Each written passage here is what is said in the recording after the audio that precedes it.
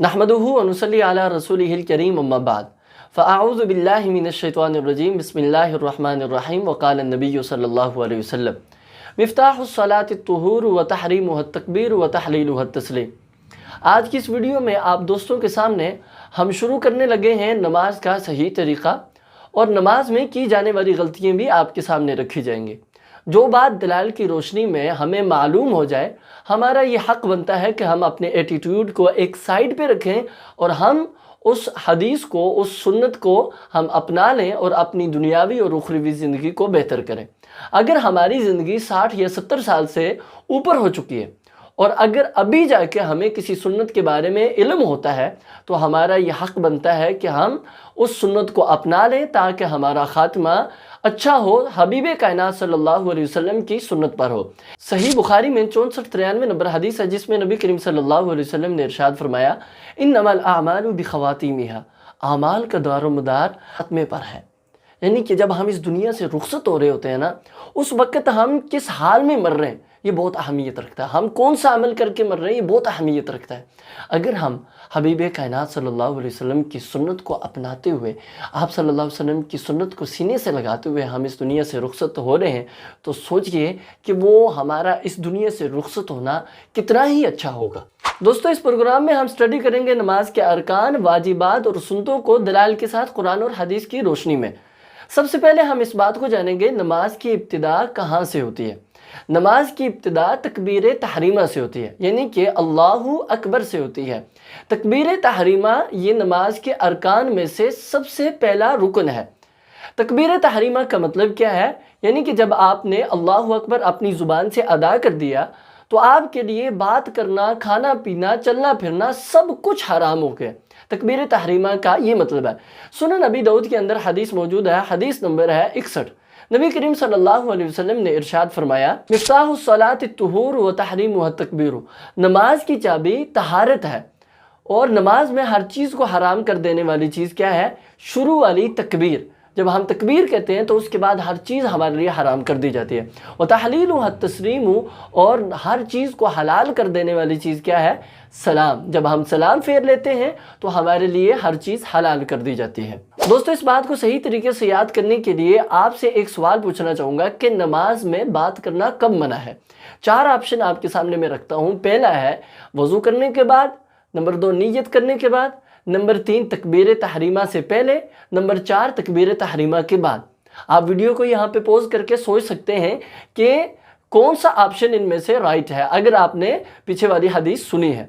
तो मैं आपको बतलाना चाहूँगा कि चौथा ऑप्शन जो है वो राइट है, यानी कि वो सही जवाब है इस सवाल का कि तकबीर तहरीमा के बाद हर चीज़ हराम कर दी जाती है, बात करना भी हराम कर दिया जाता है नमाज में। दोस्तों, नमाज में तकबीर तहरीमा के बाद हमने रफ़उल यदैन करना है। रफ़उल यदैन का मतलब है हाथों को उठाना। इस बारे में कई सारी अहादीस मेरे सामने मौजूद हैं, लेकिन मैं आपको एक हदीस बतलाना चाहूँगा। सही बुखारी के अंदर मौजूद है, हदीस नंबर है 739।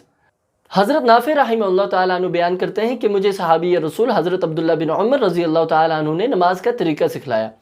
सैयदना हज़रत अब्दुल्ला बिन उमर रज़ी अल्लाह ताला अन्हु ने कब्बरा तकबीर कही व रफ़ा यदैहि, अपने दोनों हाथों को उठाया। वइदा रका रफ़ा यदैहि, जब रुकू करने लगे फिर अपने हाथों को उठाया। वइदा क़ाला समी अल्लाहु लिमन हमीदा, और जब समी अल्लाहु लिमन हमीदा कहा रफ़ा यदैहि, फिर अपने हाथों को उठाया।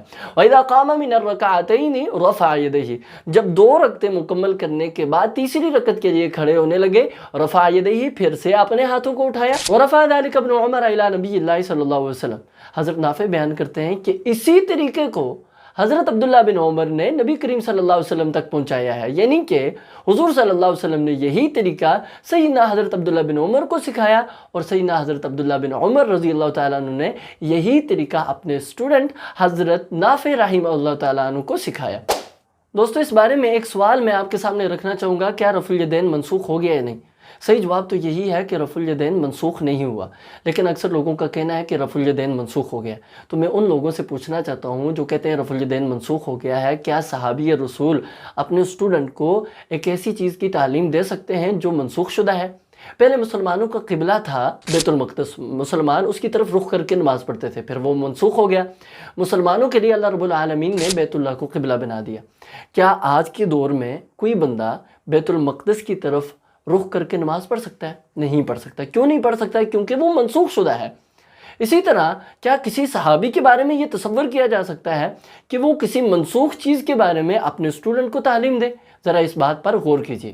دوستو، وہ لوگ جو رفع الیدین کو منسوخ کہتے ہیں وہ ایک سٹوری ہمیں دلیل کے طور پر سناتے ہیں۔ وہ سٹوری کیا ہے اور اس سٹوری کا حقیقت سے دور دور تک کوئی واسطہ نہیں ہے۔ وہ سٹوری کیا ہے میں آپ کے سامنے رکھتا ہوں کہ حضور صلی اللہ علیہ وسلم کے دور میں جب لوگ اسلام قبول کرنے لگے تو کئی سارے منافقین جو ہے نا انہوں نے بھی اسلام قبول کیا۔ وہ اوپر سے مسلمان تھے لیکن ان کا دل ابھی تک مسلمان نہیں ہوا تھا۔ وہ اپنے بغلوں میں نا مورتیاں رکھتے تھے۔ تو حضور صلی اللہ علیہ وسلم نے رفع الیدین کا حکم دیا کہ آپ رفع الیدین کریں تاکہ جن لوگوں نے اپنے بغلوں میں مورتیاں رکھی ہوئی نا وہ مورتیاں گر جائیں۔ تو میں آپ کو بتلانا چاہوں گا کہ اس کا دور دور تک حقیقت سے کوئی تعلق نہیں۔ میرے سامنے یہ ایک موبائل کا کور ہے، میں آپ کو اگزامپل کے طور پہ بتاتا ہوں کہ اس کو بغل کے نیچے رکھنے سے کیا کوئی مورتی گرتی ہے؟ ذرا دیکھ لیتے ہیں۔ یہ میرے بغل کے نیچے اس کو میں نے رکھا ہے اور میں رفع الیدین کر رہا ہوں۔ یہ ایک بار اور یہ دوسری بار، یہ تیسری بار، یہ چوتھی بار۔ آپ اس کو جتنی بار کریں گے ٹائٹ ہوگا، گرے گا نہیں۔ اگر کسی نے مورتی رکھنی بھی تھی تو اپنی جیب میں رکھتا نا جی، جیب میں رکھتا۔ بغل میں رکھنا زیادہ ایزی ہے یا جیب میں رکھنا زیادہ ایزی ہے؟ دوستو، اس سٹوری کا حقیقت سے کوئی تعلق نہیں ہے۔ اس سٹوری کو سامنے رکھتے ہوئے صحیح بخاری، صحیح مسلم، صحیح ستہ کی احادیث کو منسوخ قرار دیا جاتا ہے۔ دوستو، آئیے ہم اپنی بات کو آگے لے کے چلتے ہیں کہ جب ہم نے رفع الیدین کرنا ہے، ہاتھوں کو اٹھانا ہے تو کہاں تک اٹھانا ہے۔ اس بارے میں دو طریقے میں آپ کے سامنے رکھنا چاہوں گا۔ پہلا طریقہ صحیح بخاری کے اندر موجود ہے، حدیث نمبر 735۔ حضرت عبداللہ بن عمر رضی اللہ تعالیٰ عنہ بیان کرتے ہیں، کان یرفع یدیہ حذو منکبیہ اذا افتتح الصلاۃ۔ حضور صلی اللہ علیہ وسلم جب نماز کو شروع کیا کرتے تھے تو اپنے دونوں ہاتھوں کو کندھوں تک اٹھاتے۔